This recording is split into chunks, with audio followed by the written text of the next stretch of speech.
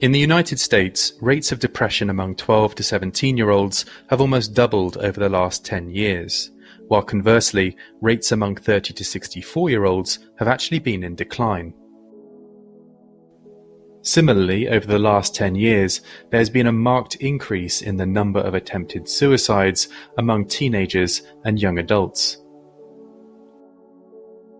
And there has also been a dramatic rise in the frequency of their experiencing serious episodes of psychological distress. But what has caused this considerable decline in mental health among young people? Why is it that teenagers and young adults that were born after 1995, otherwise known as Generation Z, are twice as likely to experience depression as teenagers that were born before 1995? According to the social psychologist Jonathan Haidt, this is likely to be the result of a paradigmatic shift in how we as a society raise our children.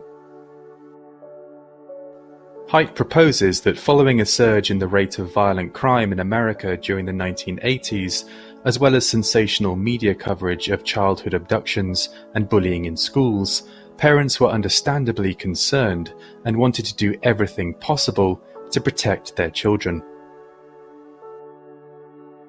As a result, children were increasingly discouraged from unsupervised play, and schools began enforcing zero-tolerance policies on anything even remotely resembling bullying.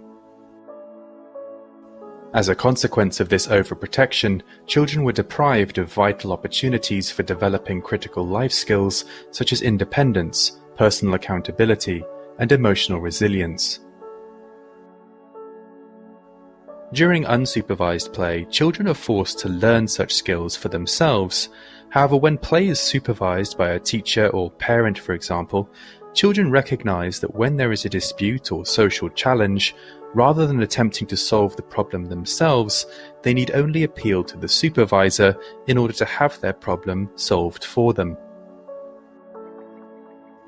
Not only does this constant supervision preclude children from developing important social skills, such as conflict resolution or emotional resilience, but it also cultivates a call-out culture mindset, where instead of trying to resolve challenges themselves, the younger generations have been taught to call upon the help of a higher supervising power, group, or authority to resolve their challenges for them, a phenomenon known in psychology as learned helplessness.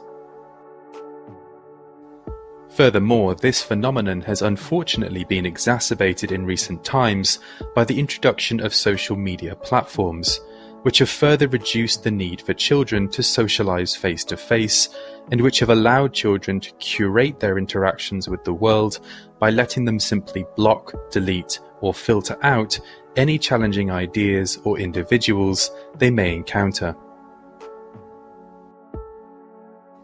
According to Haidt, children are what he calls naturally anti-fragile, meaning that within reason, the more challenges and difficulties they experience, the stronger and more resilient they become.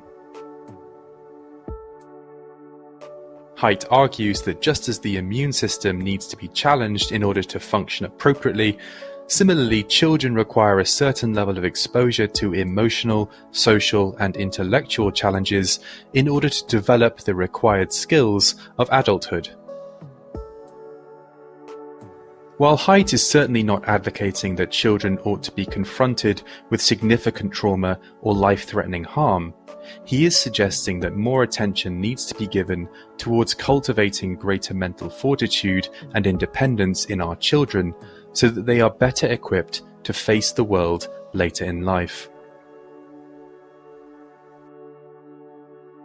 If you enjoyed this video, feel free to leave a like and subscribe, and until next time, thanks for watching.